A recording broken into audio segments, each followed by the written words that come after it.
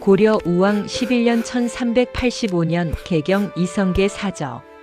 한양천도 이전 개경대로변에 자리한 이성계의 저택은 무인 집안답게 활과 창이 벽면을 장식하고 있었습니다. 그해 봄 21살의 이방원이 과거 급제 소식을 들고 돌아왔을 때 이성계는 평생 말 위에서 살아온 무장이었지만 아들의 손을 부여잡고 눈시울을 붉혔다고 합니다. 내 아들이 문과에 급제하다니. 이성계의 목소리는 떨렸습니다. 당시 고려 문과는 양반 자제들도 수십 년 공부해도 붙기 어려운 관문이었습니다. 특히 이방원처럼 무인 집안 출신이 문과에 급제한다는 것은 거의 전례가 없는 일이었습니다. 태종실록에는 이방원이 총명함이 남보다 뛰어나고 학문을 좋아하였다고 기록되어 있습니다. 그는 어려서부터 사기, 한서, 자치통감 같은 중국 역사서들을 탐독하며 역대 왕조의 흥망성쇠를 분석했습니다. 고려 우왕 14년 1388년 위화도. 그러나 이방원의 진가가 드러난 것은 서재가 아닌 생사가 갈리는 정치적 격변의 순간이었습니다. 1388년 5월 이성계가 요동정벌을 명받고 출정했을 때 서울에 남은 가족들은 극도로 불안한 나날을 보내고 있었습니다. 이성계는 압록강 하구의 위화도에서 작은 나라가 큰 나라를 치는 것은 불가하다며 군대를 돌리는 역사적 결단을 내렸습니다. 이 소식이 개경에 전해지자 조정은 발칵 뒤집혔습니다. 우왕과 최영은 즉각 이성계를 역적으로 규정하고 그의 일가를 체포하라는 명을 내렸습니다. 용비어 천가에 의하면 이때 이방원은 24살의 청년이었지만 놀라울 정도로 침착했습니다. 그는 밤을 틈타 가족들을 이끌고 개경을 탈출, 아버지의 군대가 도착할 때까지 숨어 지내야 했습니다. 1388년 6월 초순 개경 외곽 산중. 산속에 숨어있던 나흘째 되던 날 밤 추격대가 들이닥쳤습니다. 태종실록 부록에 기록된 일화에 따르면 이방원은 가족들을 숨긴 뒤 혼자 추격대 앞에 나섰습니다. 내가 이방원이다. 나를 잡아가라. 대신 노약자들은 놔두어라. 그의 눈빛에는 두려움이 아닌 단호함이 있었습니다. 추격대장이 칼을 빼들었을 때 멀리서 말발굽 소리가 들려왔습니다. 이성계의 군대가 개경에 입성한 것입니다. 위화도 회군은 성공했고 이성계는 실권을 장악했습니다. 하지만 이방원은 이 사건을 통해 중요한 교훈을 얻었습니다. 권력은 도덕이나 명분이 아닌 칼과 군대에서 나온다는 냉혹한 진리였습니다. 훗날 그가 사병 혁파를 단행한 것도 이 시절의 경험에서 비롯되었을 것입니다. 고려 창왕 1년 1389년 개경 조정. 위화도 회군 이후 고려 조정은 이성계파와 정몽주를 중심으로 한 온건 개혁파로 양분되었습니다.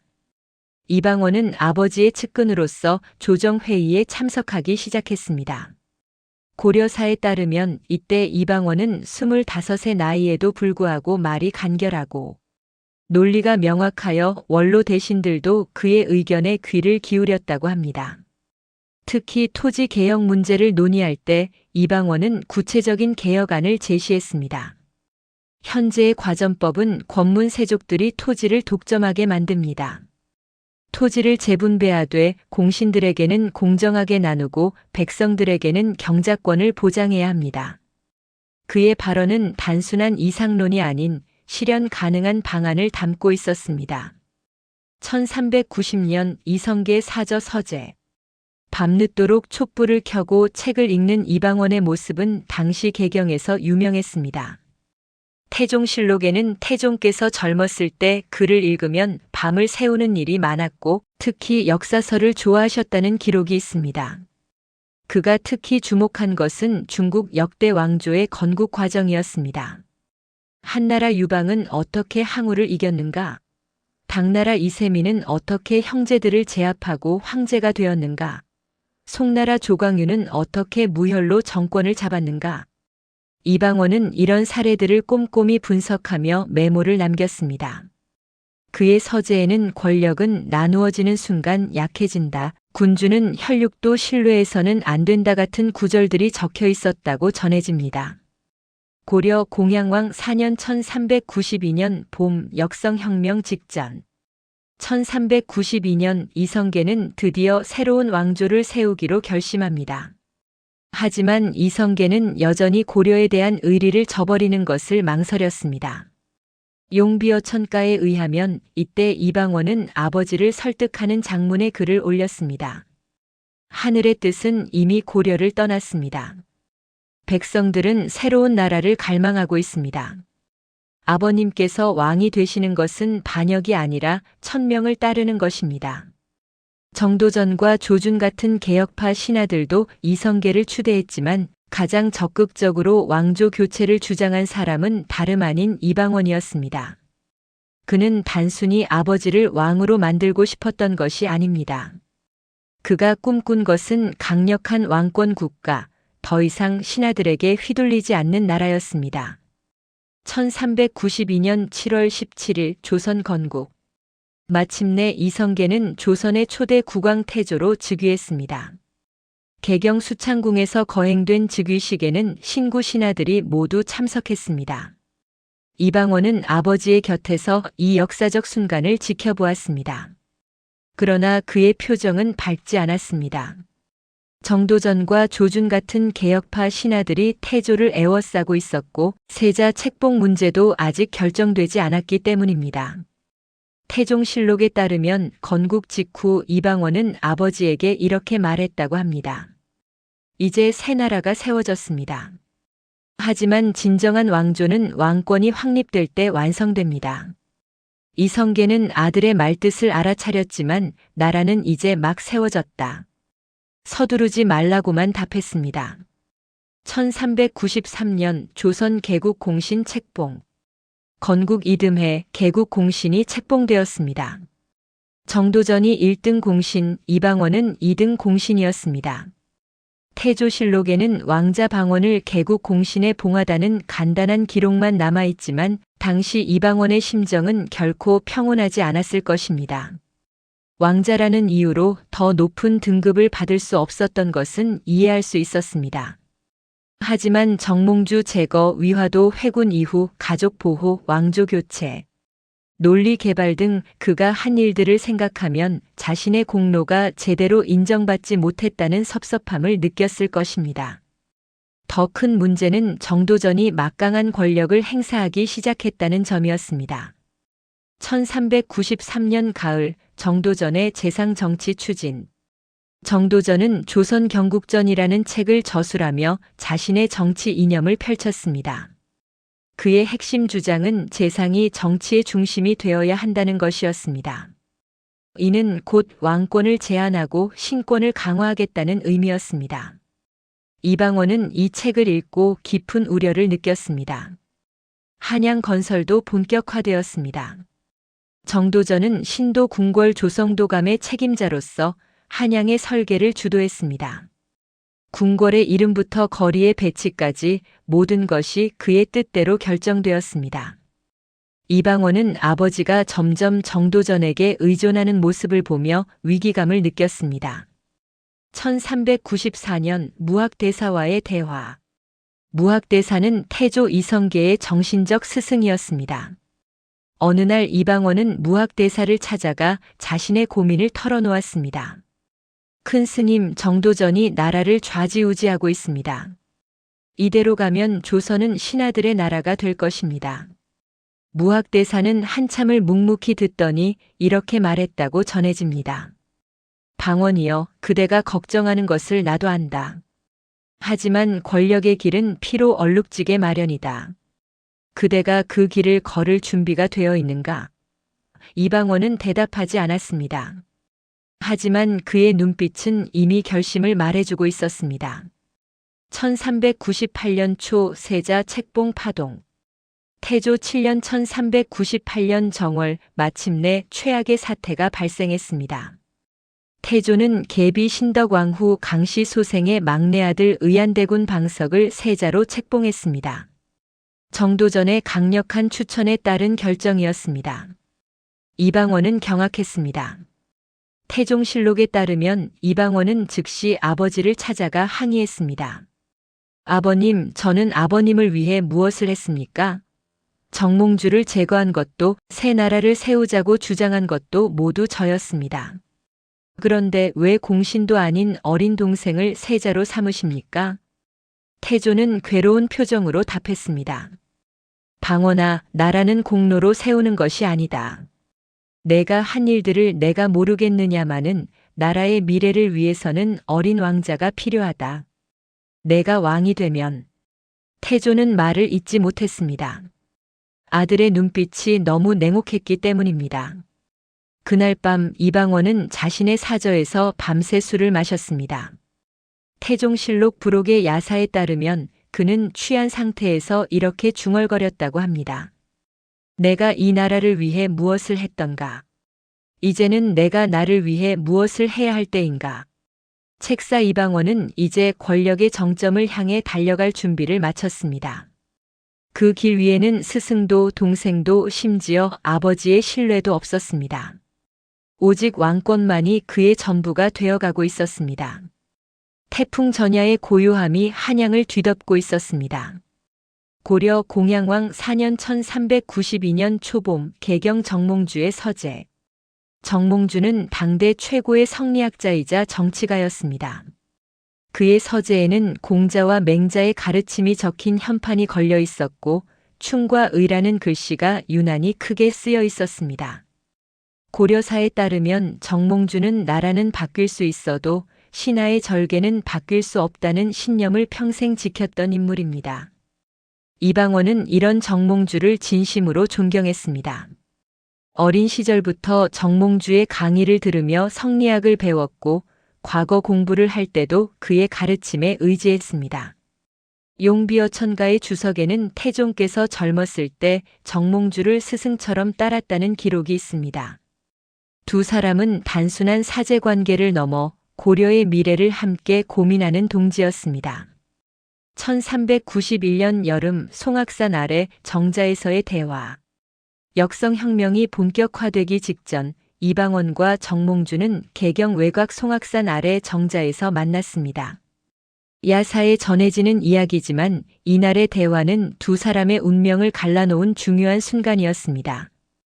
포은 선생님, 고려는 이미 썩었습니다. 권문세족들은 백성을 수탈하고 왕실은 무능하며 백성들은 굶주리고 있습니다. 이 나라를 살리려면 뿌리부터 바꿔야 합니다. 이방원의 목소리에는 절박함이 담겨 있었습니다. 정몽주는 한참을 침묵하다가 천천히 입을 열었습니다. 방원, 내가 그대의 마음을 모르겠는가? 하지만 나라를 바꾸는 것과 나라를 바꿔치기 하는 것은 다르네. 고려를 개혁할 수는 있어도 고려를 버릴 수는 없네. 그것은 신하의 도리가 아니야. 도리요? 도리가 백성을 굶겨 죽이는 것입니까? 이방원의 목소리가 높아졌습니다. 정몽주는 슬픈 눈빛으로 젊은 제자를 바라보았습니다. 방원, 그대는 총명하지만 너무 성급하네. 권력은 뜨거운 것이라 잡으려다 화상을 입는 법이야. 두 사람은 그날 헤어지며 서로 다른 길을 걷게 될 것을 직감했습니다. 태종실록의 사관은 이렇게 평했습니다. 두 사람 모두 나라를 위한다는 대의는 같았으나 그 방법에서 갈라섰으니 이는 운명이었다. 1392년 4월 역성혁명 전야. 이성계파의 역성혁명 움직임이 구체화되자 정몽주는 마지막 저항을 준비했습니다. 그는 온건 개혁파 신하들을 규합하여 이성계를 견제하려 했습니다. 고려사에는 정몽주가 밤낮으로 충의지사들을 모아 대책을 논의했다는 기록이 있습니다. 이방원은 정몽주의 움직임을 예의주시했습니다. 그는 부친 이성계에게 여러 차례 정몽주를 설득해야 한다고 건의했습니다. 아버님, 정몽주 선생님만 우리 편이 되신다면 다른 신하들은 자연히 따라올 것입니다. 선생님의 명망은 그만큼 높습니다. 태조 이성계도 정몽주를 끝까지 설득하려 노력했습니다. 그는 정몽주를 개성 자택으로 초대하여 술을 나누며 회유했습니다. 포은, 자네가 나와 함께 한다면 새 나라는 반석 위에 설 것이네. 자네에게 영의정 자리를 약속하겠네. 하지만 정몽주는 단호했습니다. 대감께서는 큰 공을 세우셨으나 저는 고려의 신하입니다. 고려가 망하는 날 저도 함께 사라지겠습니다. 이성계는 깊은 한숨을 내쉬었습니다. 그는 정몽주가 절대 마음을 바꾸지 않을 것임을 알았습니다. 1392년 4월 어느 날 밤 이방원의 고내. 이방원의 사저에서는 밤늦도록 불이 켜져 있었습니다. 그는 서재에 앉아 종이 위에 무언가를 쓰고는 찢기를 반복했습니다. 태종실록 부록에는 태종께서 정몽주를 제거하기 전날 밤 잠을 이루지 못하셨다는 기록이 있습니다. 그의 마음속에서는 두 가지 감정이 싸우고 있었습니다. 한편으로는 스승이자 벗인 정몽주를 존경하는 마음, 다른 한편으로는 새 왕조를 세우기 위해서는 그를 제거해야 한다는 냉혹한 판단이었습니다. 측근 조영무가 조심스럽게 물었습니다. 대군께서 괴로워하시는 것을 보니 소인의 마음도 아픕니다. 하오나 결단을 내리지 않으시면 대업이 물거품이 될 수 있습니다. 이방원은 대답 대신 술잔을 비웠습니다. 그날 밤 이방원은 마침내 시 한 수를 지었습니다. 바로 그 유명한 하여가였습니다. 태종실록과 용비어천가에 모두 실려있는 이 시는 정몽주에게 보내는 마지막 회유이자 최후 통첩이었습니다. 이런들 어떠하며 저런들 어떠하리. 만수산 드렁칠기 얽혀진들 어떠하리. 우리도 이같이 얽혀져 100년까지 누리리라.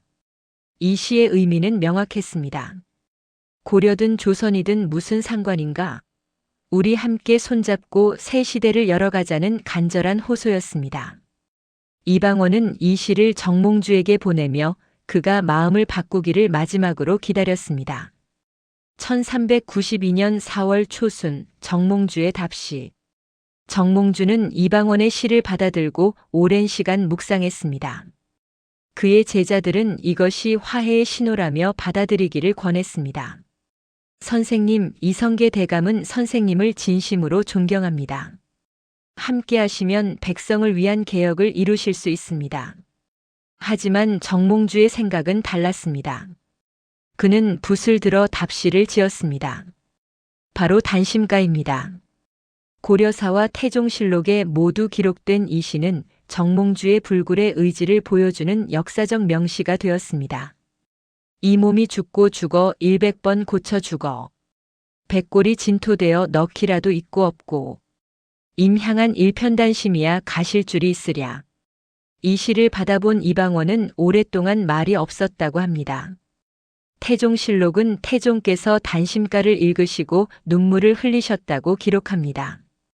그는 정몽주의 절개와 충의에 감동하면서도 동시에 이제는 더 이상 돌이킬 수 없는 길에 들어섰음을 깨달았습니다. 이방원은 측근들을 불러 모았습니다. 조영무, 이숙번 등 신복들이 모인 자리에서 그는 차갑게 말했습니다. 정몽주는 끝까지 우리의 적이 될 것이다. 그를 제거하지 않으면 새 왕조는 없다. 측근들은 숙연해졌습니다. 모두가 이방원의 결단이 얼마나 고통스러운 것인지 알고 있었습니다. 1392년 4월 초순밤 선주교 사건. 운명의 날이 왔습니다. 고려사와 태종실록은 이날의 사건을 상세히 기록하고 있습니다. 정몽주는 우왕의 어머니 정비의 병문안을 다녀오는 길이었습니다. 개경 선주교를 지날 때 밤은 깊고 어두웠습니다. 이방원은 이숙번, 조영무 등을 미리 선주교에 매복시켜 놓았습니다. 태종실록에 따르면 태종께서 직접 그곳에 계시지는 않았으나 모든 계획을 지휘하셨다고 합니다. 하지만 야사에는 이방원도 멀지 않은 곳에서 지켜보았다는 이야기가 전합니다. 정몽주의 가마가 선주교에 이르렀을 때 복면을 한 무사들이 나타났습니다. 순간 정몽주는 자신의 운명을 직감했습니다. 고려사는 정몽주가 가마에서 내려 당당히 맞섰다고 기록합니다. 누구냐? 나를 죽이러 왔느냐? 이숙번이 앞으로 나섰습니다. 죄송합니다, 포은 선생님. 이는 대의를 위한 부득이한 선택입니다. 정몽주는 쓸쓸히 웃었습니다. 대의라. 그래, 너희의 대의를 위해 이 늙은이가 사라져야 한다면 그리하거라. 철퇴가 내리쳤습니다. 고려사는 정몽주가 피를 흘리며 쓰러졌으나 끝까지 비명을 지르지 않았다고 전합니다. 선죽교의 돌바닥에는 선홍빛 핏자국이 남았고 이 핏자국은 훗날까지도 지워지지 않았다는 전설이 전해집니다. 지금도 개성의 선죽교에는 그때의 핏자국으로 여겨지는 붉은 얼룩이 남아 있습니다. 사건 직후 이방원의 침묵. 정몽주가 제거되었다는 보고를 받은 이방원은 한동안 아무 말도 하지 않았습니다. 태종실록 부록은 태종께서 그날 밤 혼자 술을 드시며 눈물을 흘리셨다고 기록합니다. 그는 왕권을 위해 스승을 죽였고 새 왕조를 위해 벗을 제거했습니다. 다음 날 아침 이성계를 찾아간 이방원의 얼굴은 창백했습니다. 이성계는 아들을 보자마자 소리쳤습니다. 내가 한 짓을 내가 모르겠느냐? 어찌 포운을 그렇게 잔인하게 죽일 수 있느냐? 태조실록에는 태조께서 크게 노하시어 방언을 꾸짖으셨다는 기록이 있습니다. 이방원은 무릎을 꿇었습니다. 아버님, 소자가 죄를 지었습니다. 하나 정몽주가 살아있는 한세 왕조는 불가능했습니다. 누군가는 이 죄를 짊어져야 했습니다. 이성계는 고개를 돌렸습니다. 그는 아들의 말이 옳다는 것을 알면서도 그 냉혹함이 두려웠습니다. 1392년 7월 조선 건국 후의 여파. 정몽주가 제거된 후 더 이상 역성혁명을 막을 세력은 없었습니다. 조선은 순조롭게 건국되었고 이성계는 태조로 즉위했습니다. 하지만 이방원에게는 킬방원이라는 무거운 별명이 따라다니기 시작했습니다. 태종실록에는 세간에서 왕자 방언을 두려워하며 감히 가까이 하지 못했다는 기록이 있습니다. 신하들은 이방원을 보면 몸을 사렸고 백성들은 그의 이름만 들어도 고개를 숙였습니다. 정몽주를 제거한 그의 결단력은 존경과 두려움을 동시에 불러일으켰습니다. 이방원 본인도 이를 의식했습니다. 어느 날 밤 그는 선죽교를 혼자 찾아갔다고 합니다. 야사에 전해지는 이야기지만 그는 다리 위에 서서 오랫동안 밤하늘을 바라보았습니다. 선생님, 제가 옳은 일을 한 것입니까? 아니면 저는 단지 권력의 눈먼 역적입니까? 바람만이 대답했습니다. 이방원은 그날 밤 자신의 선택을 후회하지는 않았지만 평생 그 무게를 짊어지고 살아야 한다는 것을 깨달았습니다.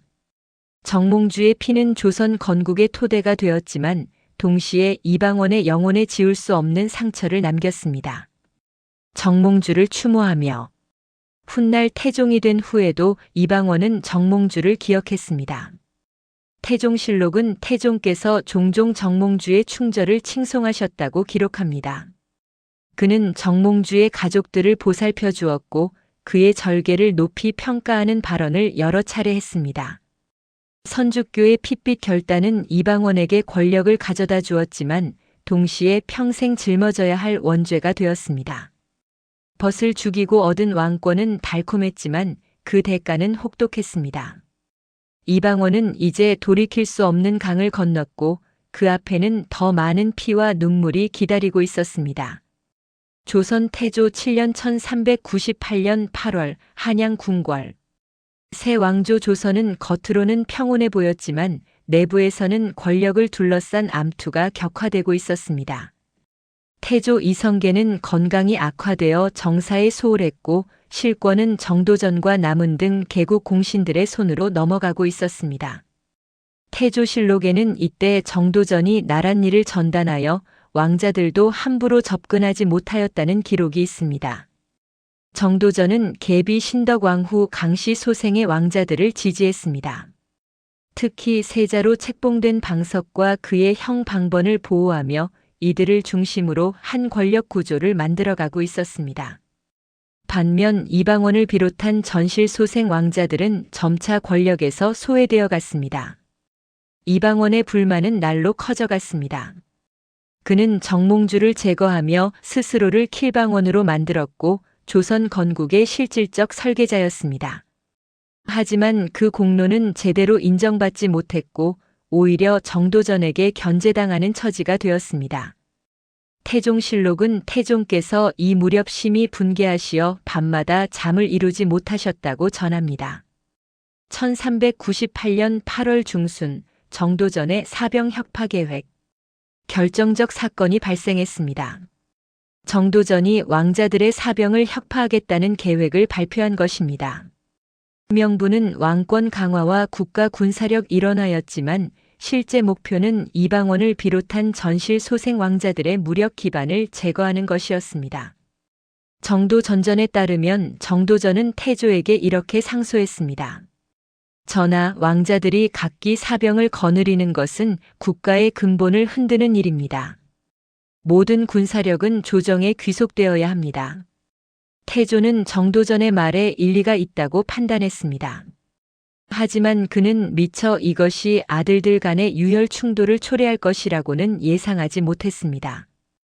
이방원은 이 소식을 듣고 즉각 위기감을 느꼈습니다. 그는 측근 조영무를 불러 말했습니다. 사병이 없으면 우리는 그저 아무 힘도 없는 왕자일 뿐이다. 정도전은 우리의 목줄을 조르려 하고 있다. 조영무가 답했습니다. 대군, 이제 결단을 내리셔야 할 때입니다. 1398년 8월 26일 밤 제1차 왕자의 난전야. 이방원은 형제들과 긴급 회동을 가졌습니다. 둘째 형 영안대군 방과 넷째 형 회안대군 방간이 참석했습니다. 셋째 형 이간대군 방위는 이미 세상을 떠난 후였습니다. 태종실록에는 여러 왕자들이 비밀리에 모여 정도전을 제거할 계획을 논의했다는 기록이 있습니다. 이방원이 먼저 입을 열었습니다. 형님들, 정도전이 우리를 제거하려 합니다. 가만히 앉아서 당할 수는 없습니다. 우리가 먼저 치지 않으면 우리가 당할 것입니다. 방관은 신중론을 폈습니다. 아버님께서 알면 어찌하시겠느냐? 이방원의 대답은 단호했습니다. 아버님께 미리 말씀드릴 수 없습니다. 아버님은 정도전을 신뢰하십니다. 우리는 기정사실을 만들 수밖에 없습니다. 방관은 이방원의 편을 들었습니다. 방원의 말이 옳다. 우리가 죽느냐 그들이 죽느냐의 문제다. 밤이 깊어갈수록 계획은 구체화되었습니다. 이방원은 자신의 사병들을 동원하여 정도전과 남은 등 핵심 측근들을 제거하기로 했습니다. 동시에 세자 방석과 방번도 제거 대상에 포함되었습니다. 태종실록은 이를 부득이한 선택이라고 기록하지만 실제로는 철저히 계산된 권력 투쟁이었습니다. 1398년 8월 26일 자정, 난의 시작. 한양의 밤은 고요했습니다. 하지만 이방원의 사저에서는 수백 명의 무사들이 무장을 갖추고 있었습니다. 이방원은 갑옷을 입고 칼을 차며 부하들에게 말했습니다. 오늘 밤 우리는 역사를 바꾼다. 주저하는 자는 없어야 한다. 적을 모두 제거하라. 첫 번째 목표는 정도전의 집이었습니다. 태조실록에 따르면 밤중에 왕자 방원의 군사들이 정도전의 집을 포위했다고 합니다. 정도전은 잠에서 깨어 상황을 파악했지만 이미 늦었습니다. 그는 담을 넘어 도망치려 했으나 이숙번의 군사들에게 붙잡혔습니다. 내가 이방원이냐? 정도전이 물었습니다. 이숙번이 대답했습니다. 아닙니다. 저는 단지 명을 따를 뿐입니다. 정도전은 쓸쓸히 웃었습니다. 그래, 방원이 드디어 움직였구나. 내가 그를 과소평가했다. 곧 칼날이 번쩍였고 조선 건국의 1등 공신 정도전은 그렇게 쓰러졌습니다. 남은도 같은 밤에 제거되었습니다. 태종실록에는 정도전, 남은, 심효생 등이 모두 살해되었다는 간단한 기록만 남아있지만 그날 밤 한양은 피로 물들었습니다. 이방원의 군사들은 철저하게 계획을 실행했고 새벽이 되기 전에 모든 주요 목표를 제거했습니다. 1398년 8월 27일 새벽, 왕자들의 운명. 가장 비극적인 순간은 이복 동생들을 제거할 때였습니다. 세자 방석은 17살, 방번은 19살의 어린 나이였습니다. 태조실록은 두 왕자가 도망치다가 붙잡혀 죽임을 당했다고 기록합니다. 야사에 전해지는 이야기로는 방석이 죽기 직전 이방원에게 이렇게 말했다고 합니다. 다섯째 형님, 저는 세자가 되고 싶지 않았습니다. 정도전이 저를 이용했을 뿐입니다. 제발 살려주십시오. 하지만 이방원은 고개를 돌렸습니다. 미안하다. 하지만 내가 살아있으면 언젠가 화근이 된다. 이 장면은 실록에는 기록되지 않았지만 이방원의 냉혹한 현실주의를 보여주는 일화로 전해집니다. 그는 개인적 감정보다 권력의 안정을 우선시했습니다. 어린 동생들도 예외가 될 수 없었습니다. 1398년 8월 27일 오전 태조와의 대면. 사건 소식을 들은 태조 이성계는 충격에 빠졌습니다. 그는 즉시 이방원을 불렀습니다. 태조실록에는 태조께서 방원을 보자 크게 노하여 칼을 빼어 치려 하셨다는 기록이 있습니다. 내 이놈! 내가 감히 내 동생들을 죽였느냐? 정도전은 나라의 공신이거늘 어찌 함부로 죽일 수 있느냐? 태조의 목소리는 분노와 슬픔으로 떨렸습니다. 이방원은 무릎을 꿇었지만 고개는 들고 있었습니다. 아버님, 소자는 아버님과 나라를 위해 어쩔 수 없이 이런 일을 저질렀습니다. 정도전은 신권을 강화하여 왕권을 약화시키려 했습니다. 방석과 방번은 정도전의 꼭두각시가 되어 우리 형제들을 제거하려 했습니다. 소자는 단지 먼저 친 것뿐입니다. 태조는 한참을 아들을 노려보다가 결국 칼을 내려놓았습니다. 그는 이방원의 말에 일리가 있다는 것을 인정할 수밖에 없었습니다. 하지만 아들에 대한 실망과 두려움은 더욱 커졌습니다. 태조실록은 태조께서 이날 이후 정사를 돌보지 않으시고 병을 칭하셨다고 기록합니다. 1398년 9월 정종의 즉위. 이방원은 왕위를 탐하지 않는다는 것을 보여주기 위해 둘째 형 방과를 왕으로 추대했습니다. 방과는 정종으로 즉위했지만 실권은 이방원이 쥐고 있었습니다. 정종실록에는 정종께서 즉위하셨으나 큰 일은 모두 왕자 방원에게 물으셨다는 기록이 있습니다. 정종은 온순한 성품의 소유자였습니다. 그는 권력욕이 없었고 단지 형제들 간의 분쟁을 중재하는 역할을 하고 싶어 했습니다. 하지만 현실은 그를 허수아비 왕으로 만들었습니다. 정종실록은 정종이 격구마를 타고 하는 공놀이를 즐겼다고 기록하는데 이는 그가 정치보다는 운동을 선호했음을 보여줍니다. 재미있는 일화가 있습니다. 어느 날 신하들이 중요한 국사를 논의하기 위해 궁궐을 찾았는데 정종은 격구를 하고 있었습니다. 신하들이 기다리자 정종이 말했습니다. 그 일은 다섯째 아우에게 물어보시오. 내가 뭘 알겠소? 신하들은 어이없어 하면서도 이방원을 찾아가야 했습니다. 1400년 정월 제2차 왕자의 난의 전조. 그러나 이방원의 권력은 아직 완전하지 않았습니다. 넷째 형 방간이 불만을 품고 있었습니다. 방간은 자신도 제1차 왕자의 난에 공헌했는데 왜 이방원만 모든 권력을 독점하느냐고 생각했습니다. 정종실록에는 회안대군 방간이 군사를 모아 불온한 움직임을 보였다는 기록이 있습니다. 방간은 나름의 논리가 있었습니다. 그는 이방원보다 형이었고 왕위 계승 서열상 자신이 더 앞섰다고 주장했습니다. 또한 이방원이 너무 많은 피를 흘렸으니 이제는 온건한 왕이 필요하다고 역설했습니다. 일부 신하들이 방간을 지지하기 시작했습니다. 이방원은 이런 움직임을 예의주시했습니다. 그는 조영무에게 말했습니다. 넷째 형님이 움직이고 있다. 이번에도 선제 공격을 해야 한다. 조영무가 조심스럽게 물었습니다. 하지만 형제끼리 또 싸우시면? 이방원이 차갑게 대답했습니다. 권력은 나눌 수 없다. 형제도 예외가 아니다. 1400년 1월 28일 제2차 왕자의 난. 방간이 먼저 움직였습니다. 그는 자신의 사병을 이끌고 한양 거리로 진출했습니다. 명분은 이방원의 전횡을 막고 정종을 보호한다는 것이었습니다. 정종실록에는 회안대군이 군사를 일으켜 궁궐로 향했다는 기록이 있습니다. 하지만 이방원은 이미 준비되어 있었습니다.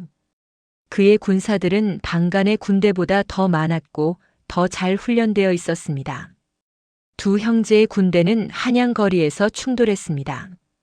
정종실록은 시가전이 벌어져 많은 사상자가 났다고 기록합니다. 전투는 반나절 만에 끝났습니다. 방간의 군대는 패배했고 방간 본인은 겨우 목숨을 건져 도망쳤습니다. 이방원은 형을 끝까지 추적했습니다. 야사에 따르면 방간이 붙잡혔을 때 이방원에게 이렇게 애원했다고 합니다. 아우야, 형의 목숨만은 살려다오. 내가 잘못했다.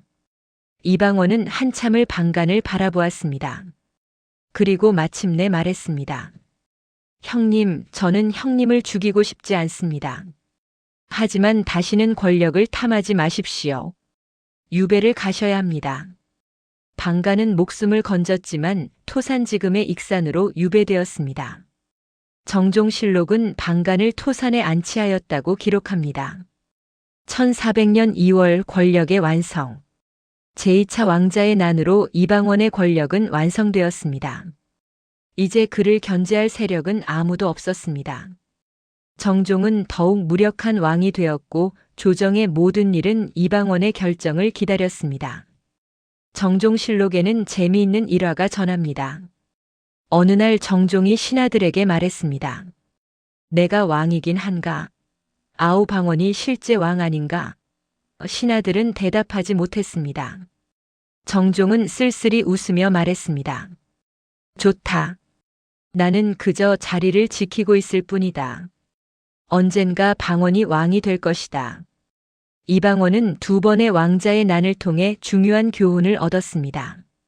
권력은 오직 하나여야 하며 그것을 나누려는 시도는 반드시 유혈 충돌을 초래한다는 것이었습니다.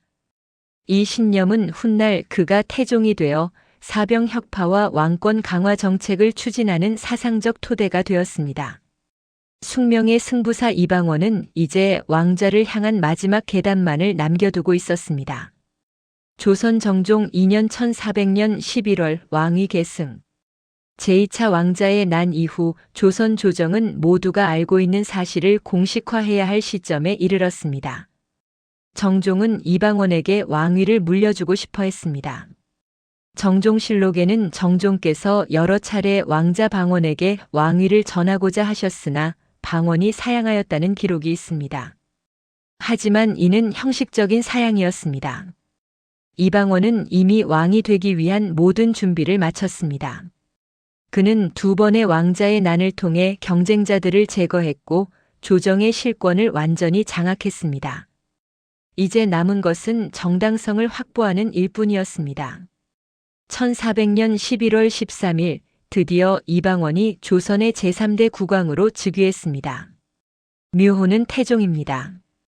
태종실록은 태종께서 즉위하시자 조야가 기뻐하였다고 기록하지만 실제로는 두려움과 기대가 공존하는 분위기였습니다. 신하들은 이방원의 능력을 인정하면서도 그의 냉혹함을 두려워했습니다. 즉위식 날 35살의 태종은 신하들 앞에서 선언했습니다. 짐은 강력한 왕권 국가를 만들 것이다. 이 나라는 왕이 다스리는 나라이지 신하들이 나누어 먹는 나라가 아니다. 이 선언은 향후 18년간 이어질 그의 철혈 통치를 예고하는 것이었습니다. 1401년 사병혁파의 시작. 태종이 가장 먼저 착수한 개혁은 사병혁파였습니다. 이는 그가 평생 준비해온 정책이었습니다. 위화도 회군 때 군사력의 중요성을 배웠고 왕자의 난을 통해 사병이 권력 투쟁의 도구가 된다는 것을 경험했습니다. 태종실록에는 태종 원년에 사병을 혁파하기 시작하였다는 기록이 있습니다. 사병 혁파는 엄청난 저항에 부딪혔습니다. 개국 공신들과 왕족들은 모두 자신의 사병을 가지고 있었고 이는 그들의 권력 기반이었습니다. 특히 태종의 장인이자 개국 공신인 민제도 상당한 군사력을 보유하고 있었습니다. 태종은 먼저 왕족들부터 솔선수범했습니다.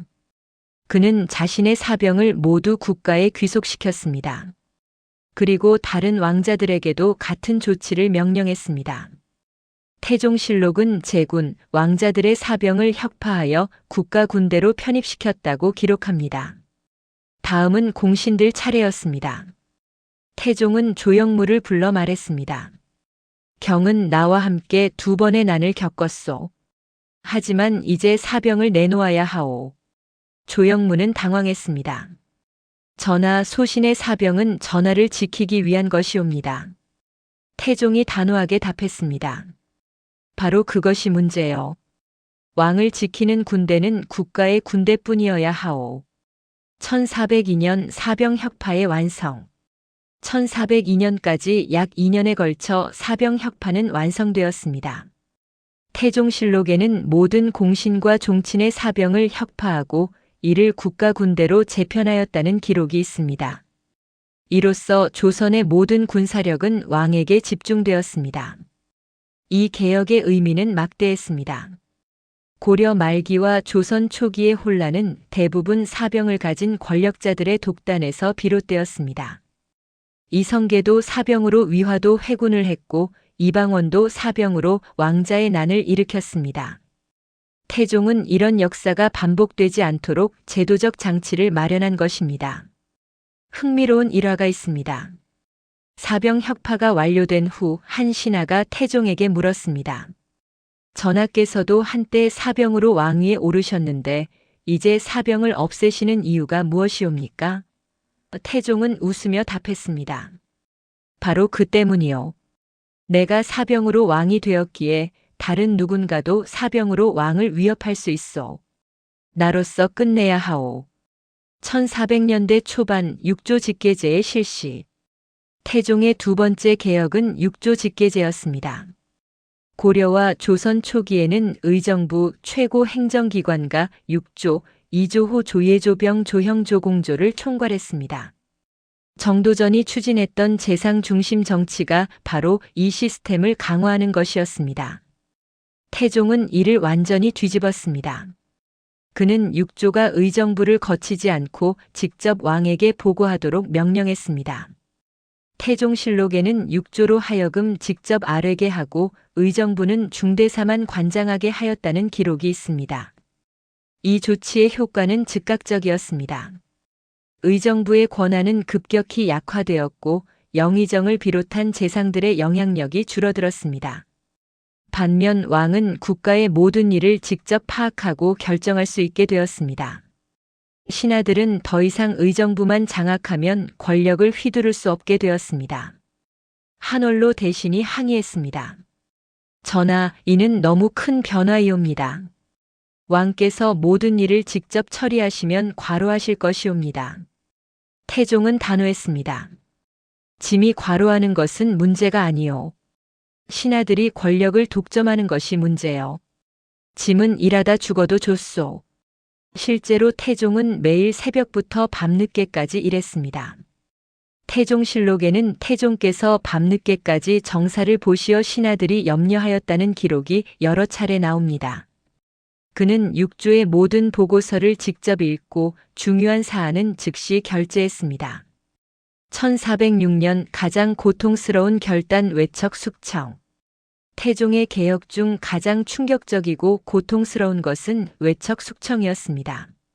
태종의 왕비 원경왕 후 민씨는 그의 평생 동반자였습니다. 그녀는 이방원이 왕자의 난을 일으킬 때 적극 지원했고 왕비가 된 후에도 현명하게 내조했습니다. 태종실록은 왕비께서 어질고 현명하시어 궁중을 잘 다스리셨다고 기록합니다. 하지만 왕비의 일가인 민씨 가문이 문제였습니다. 특히 왕비의 오빠인 민무구, 민무질, 민무회는 외척의 권세를 등에 업고 권력을 남용하기 시작했습니다. 태종실록에는 민씨 형제들이 권세를 믿고 방자하게 행동하였다는 기록이 있습니다. 1406년 태종은 고민에 빠졌습니다. 외척의 전횡은 왕권을 위협하는 가장 큰 요인 중 하나였습니다. 고려가 망한 것도 권문 세족과 외척의 바로 때문이었습니다. 하지만 처단해야 할 대상은 바로 아내의 오빠들이었습니다. 어느 날 밤 태종은 왕비를 불렀습니다. 태종실록에는 기록되지 않았지만 야사에 전해지는 대화가 있습니다. 왕비 경의 오라버니들이 나라를 어지럽히고 있소. 왕비가 놀라서 물었습니다. 전하, 무슨 말씀이십니까? 태종이 괴로운 표정으로 답했습니다. 나는 왕이요. 왕은 사사로운 정에 흔들려서는 안 돼요. 왕비는 눈물을 흘렸습니다. 그녀는 남편의 성격을 잘 알고 있었습니다. 일단 결심하면 절대 물러서지 않는 사람이었습니다. 전하, 제 오라버니들의 목숨만은 살려주소서. 제가 그들을 타이르겠나이다. 하지만 태종은 고개를 저었습니다. 이미 늦었소. 그들의 죄는 용서받을 수 없소. 1406년 6월 민씨 일가의 숙청. 1406년 6월 태종은 민씨 형제들을 모두 체포하라는 명을 내렸습니다. 태종실록에는 민무구, 민무질, 민무회를 모두 잡아들였다는 기록이 있습니다. 혐의는 다양했습니다. 권력 남용, 뇌물 수수, 왕권 도전 음모 등이었습니다. 신문 과정은 가혹했습니다. 태종은 직접 신문을 지휘했고 증거를 철저히 수집했습니다. 민씨 형제들은 자신들이 왕비의 오빠라는 점을 내세우며 용서를 구했습니다. 하지만 태종은 단호했습니다. 왕비의 오빠이기 이전에 너희는 이 나라의 신하다. 신하로서의 도리를 저버렸으니 벌을 받아야 한다. 결국 민무구와 민무질은 사형에 처해졌고 민무회는 유배형을 받았습니다. 태종실록은 민씨 형제를 처단하였다고 간단히 기록하지만 이는 태종에게 엄청난 고통을 주는 결정이었습니다. 1406년 여름 왕비의 슬픔. 민씨 형제들이 처형된 후 원경왕후는 깊은 슬픔에 빠졌습니다. 그녀는 며칠간 음식을 거부했고 밤마다 울었습니다. 태종실록에는 왕비께서 병원이 계시어 전하께서 염려하셨다는 우회적 표현으로 기록되어 있습니다. 태종도 괴로워했습니다. 그는 왕비의 처소를 찾아가 무릎을 꿇었습니다. 왕비, 나를 용서하시오. 하지만 나는 왕이요. 왕으로서 해야 할 일을 했을 뿐이요. 왕비는 남편을 바라보며 말했습니다. 전하, 저는 전하를 원망하지 않나이다. 전하께서는 옳은 일을 하셨나이다. 다만 그들이 제 오라버니들이었기에 슬플 뿐이옵니다. 이 일로 부부 사이에는 미묘한 거리가 생겼습니다. 하지만 두 사람은 각자의 역할을 다했습니다. 왕비는 여전히 현명하게 궁중을 관리했고 태종은 왕비를 끝까지 존중했습니다. 태종실록에는 태종께서 왕비를 매우 아끼시고 중히 여기셨다는 기록이 여러 차례 나옵니다. 민씨 일가 숙청은 조선 조정에 큰 충격을 주었습니다. 신하들은 깨달았습니다. 왕비의 친척이라도 공신의 자손이라도 왕권을 위협하면 용서받지 못한다는 것을. 태종의 메시지는 명확했습니다. 권력은 나눌 수 없다. 왕권에 도전하는 자는 누구든 제거한다. 1414년 신문고 설치.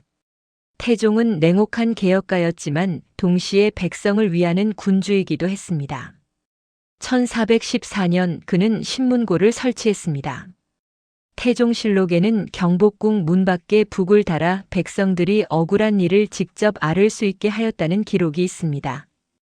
신문고 제도는 혁명적이었습니다. 일반 백성이 왕에게 직접 호소할 수 있다는 것은 당시로서는 상상하기 어려운 일이었습니다. 태종은 신문고를 설치하며 신하들에게 말했습니다. 백성의 억울함을 풀어주는 것이 왕의 가장 중요한 임무다. 신하들이 막으면 백성이 직접 나에게 올 수 있어야 한다. 실제로 신문고는 자주 사용되지는 않았습니다. 백성들이 왕에게 직접 호소한다는 것은 여전히 두려운 일이었기 때문입니다. 하지만 신문고의 존재 자체가 중요했습니다.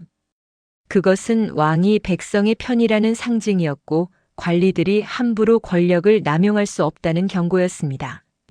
1418년 태종 치세의 평가. 1418년 태종은 세자 이도 훗날 세종에게 왕위를 물려주기로 결심합니다. 18년간의 집권 동안 그는 조선을 완전히 바꿔놓았습니다. 사병은 혁파되었고 왕권은 확립되었으며 외척과 공신의 횡포는 제거되었습니다.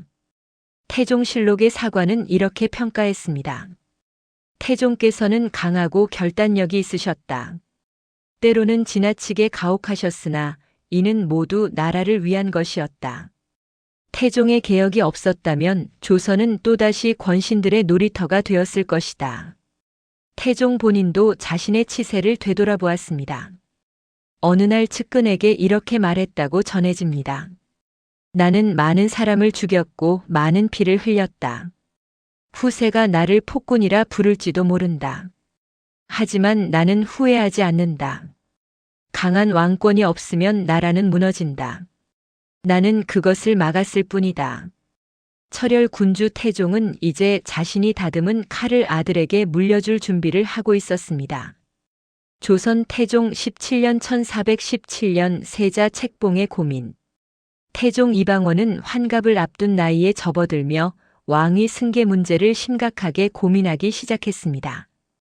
당시 세자는 장남 양녕대군 이제였습니다. 태종실록에는 세자가 총명 하나 방탕하여 전하께서 근심하셨다는 기록이 자주 등장합니다. 양녕은 확실히 재능 있는 왕자였습니다. 어려서부터 글을 잘 읽었고 무예도 뛰어났습니다. 하지만 그에게는 치명적인 결함이 있었습니다. 규율을 싫어하고 유흥을 즐기며 왕실의 격식을 무시하는 행동을 자주 했습니다. 태종실록은 세자가 밤에 미행하여 기생집을 출입하였다는 사건을 여러 차례 기록하고 있습니다. 태종은 양녕을 여러 차례 질책했습니다. 어느 날 태종은 세자를 불러 엄하게 꾸짖었습니다. 내가 장차 이 나라의 왕이 될 것이다. 그런데 이렇게 방종하면 어찌 나라를 다스리겠느냐? 양녕은 고개를 숙이며 대답했습니다. 아범아마 소자가 잘못했습니다. 하지만 그의 행동은 바뀌지 않았습니다. 태종은 점점 더 깊은 고민에 빠졌습니다. 그가 평생 피와 눈물로 세운 강력한 왕권 국가를 방탕한 아들에게 물려줄 수는 없었습니다. 태종실록에는 태종께서 밤마다 잠을 이루지 못하시며 세자 문제로 번민하셨다는 기록이 있습니다. 1417년 겨울 충녕대군과의 대화. 그러던 중 태종의 눈에 들어온 왕자가 있었습니다. 셋째 아들 충녕대군 이도였습니다. 충녕은 양녕과는 정반대의 성격이었습니다. 조용하고 신중하며 학문을 사랑하고 백성을 생각했습니다. 세종실록 서문에는 충녕대군께서 어려서부터 총명하시고 학문을 좋아하셨다는 기록이 있습니다. 어느 겨울날 태종은 충녕을 서재로 불렀습니다. 충녕은 20살의 청년이었습니다. 태종은 아들에게 물었습니다. 충녕아, 내가 보기에 이 나라에 가장 필요한 것이 무엇이냐? 충녕은 잠시 생각하더니 신중하게 대답했습니다. 아범아마, 소자는 백성들이 배우고 소통할 수 있는 글이 필요하다고 생각합니다. 태종은 놀랐습니다. 대부분의 왕자들이 군사력이나 영토 확장을 말할 때 충녕은 문자와 교육을 이야기했습니다. 글이라니 한자가 있지 않느냐? 충녕이 답했습니다. 한자는 너무 어렵습니다. 백성들은 평생 배워도 글을 읽지 못합니다. 우리만의 쉬운 글자가 있다면 백성들도 배울 수 있을 것입니다. 태종은 한참을 아들을 바라보았습니다. 그리고 마음속으로 결심했습니다. 이 아이가 바로 조선의 미래다. 태종실록에는 명시되지 않았지만 이날의 대화가 태종의 결심을 굳혔다는 야사가 전해집니다.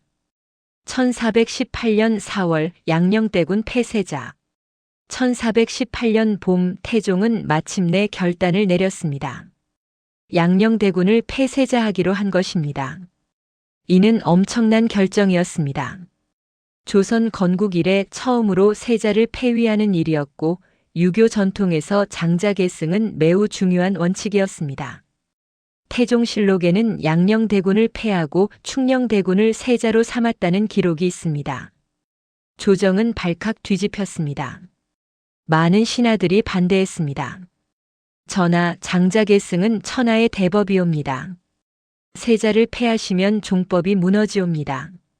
하지만 태종은 단호했습니다. 그는 조정회의에서 신하들에게 말했습니다. 짐이 평생 이 나라를 위해 무엇을 했는지 경들은 알 것이오.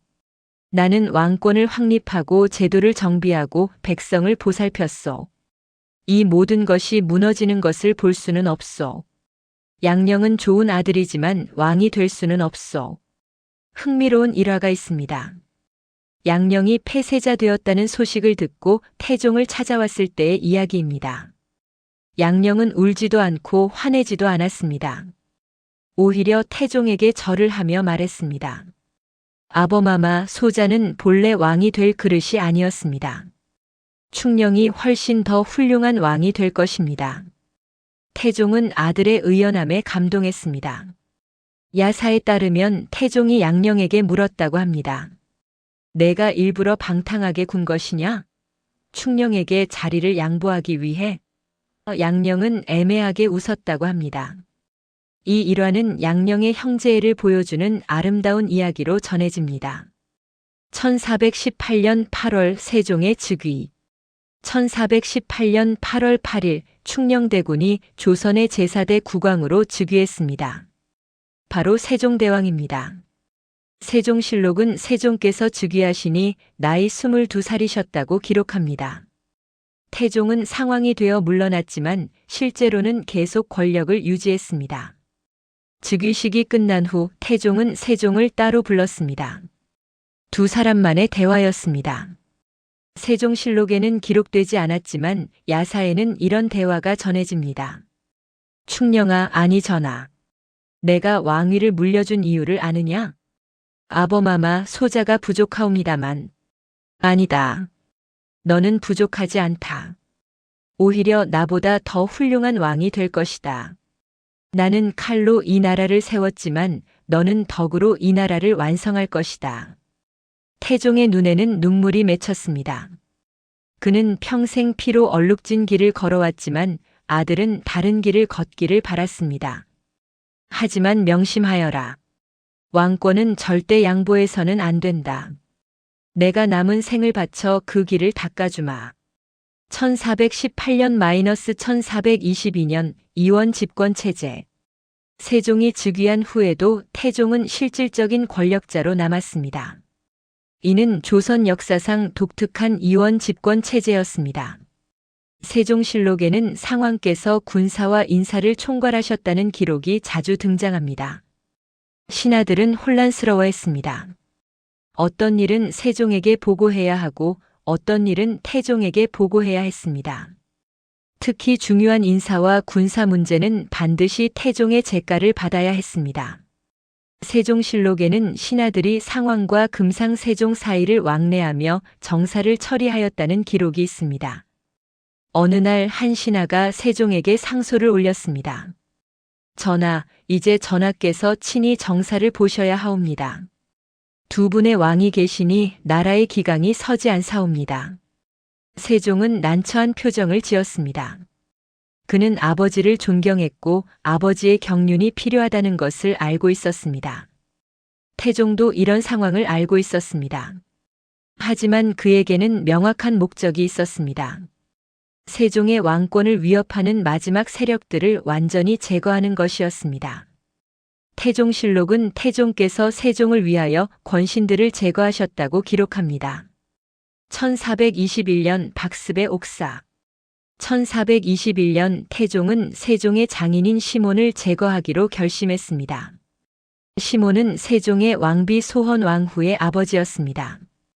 그는 유력한 외척으로서 권력을 키워가고 있었습니다. 태종은 이것이 위험하다고 판단했습니다. 태종은 박습이라는 인물과 관련된 영모 사건을 조작하여 시몬을 연루시켰습니다. 이를 박습의 옥사라고 합니다. 세종실록에는 시몬이 영모에 가담했다는 혐의로 처형되었다는 기록이 있지만 실제로는 태종이 외척의 발호를 막기 위해 의도적으로 만든 사건이었습니다. 세종은 극도로 괴로워했습니다. 장인이 처형되는 것을 막을 수 없었고 왕비는 깊은 슬픔에 빠졌습니다. 세종은 태종에게 찾아가 애원했습니다. 아범아마 시몬의 목숨만은 살려주소서. 그는 영모와 무관하옵니다. 태종은 단호했습니다. 전하, 이는 전하를 위한 일이요. 내가 민씨 형제들을 제거한 것을 기억하시오. 외척이 권력을 쥐면 왕권은 무너지요. 내가 미워하시오. 하지만 이것이 왕의 길이요. 시몬은 결국 처형되었습니다. 세종은 이 일로 아버지를 원망하기도 했지만 동시에 아버지의 깊은 뜻을 이해하게 되었습니다. 세종실록의 사관은 태종의 가혹함은 모두 세종의 왕권을 공고히 하기 위함이었다고 평가합니다. 1422년 태종의 마지막 수업.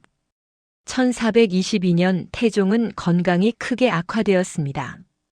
태종실록에는 태종께서 병환이 깊으시어 자주 정사를 보지 못하셨다는 기록이 있습니다.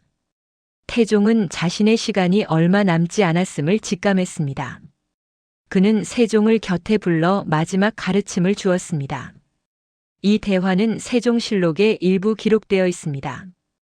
전하, 내가 평생 배운 것을 전하께 전하고자 하오.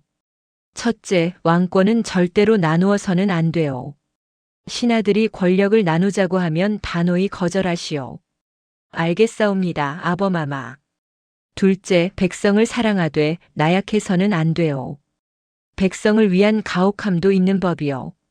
셋째, 형제를 믿되 너무 의지하지는 마시오. 권력은 혈육도 변하게 만두오. 세종은 아버지의 말 한마디 한마디를 마음에 새겼습니다. 태종은 계속 말했습니다. 넷째, 학문을 사랑하시오. 나는 칼로 다스렸지만 전하는 지혜로 다스리시오. 전하의 길은 나와 달라야 하오. 아범아마 소자는 아범아마 없이 어찌 이 무거운 짐을 감당하겠나이까. 태종은 아들의 손을 잡았습니다. 전하는 할 수 있소. 아니, 전하는 나보다 훨씬 더 위대한 왕이 되실 것이오. 내가 다듬은 칼을 전하께서 올바르게 쓰시기만 하면 돼요. 1422년 5월 10일 태종의 승하. 1422년 5월 10일 태종 이방원은 56세의 나이로 세상을 떠났습니다. 태종실록은 태종께서 승하하시니 온 나라가 슬퍼하였다고 기록합니다. 세종은 아버지의 시신 앞에서 통곡했습니다. 태종의 임종 순간 그는 세종에게 마지막으로 말했다고 전해집니다. 전하, 내가 평생 많은 사람을 죽였소. 정몽주도 동생들도 처남들도. 후세가 나를 폭군이라 부를지 모르오. 하지만 후회는 없소. 모두 나라를 위한 것이었소. 세종이 울며 말했습니다. 아범아마 결코 폭군이 아니십니다. 아범아마는 조선을 만드신 분이옵니다. 소자가 아범아마의 뜻을 받들어 훌륭한 나라를 만들겠나이다. 태종은 미소를 지었습니다. 그리고 조용히 눈을 감았습니다. 칼로 나라를 세우고 피로 왕권을 지킨 냉혹한 군주의 생애가 막을 내렸습니다. 태종의 유산. 태종이 남긴 것은 단순히 안정된 왕권만이 아니었습니다. 그는 제도를 정비하고 군사력을 왕에게 집중시키고 백성을 위한 시스템을 만들었습니다. 무엇보다 중요한 것은 그가 세종이라는 위대한 왕을 준비시켰다는 점입니다. 세종실록의 사관은 태종을 이렇게 평가했습니다. 태종은 강하고 엄격하시어 때로는 가혹하셨다. 그러나 그 모든 것은 나라의 기강을 바로 세우기 위함이었다. 태종이 길을 닦으셨기에 세종께서 훌륭한 정치를 펼치실 수 있었다. 실제로 세종의 업적들 한글 창제, 과학기술 발전, 영토 확장, 문화융성 은 모두 태종이 다져놓은 강력한 왕권 위에서 가능했습니다.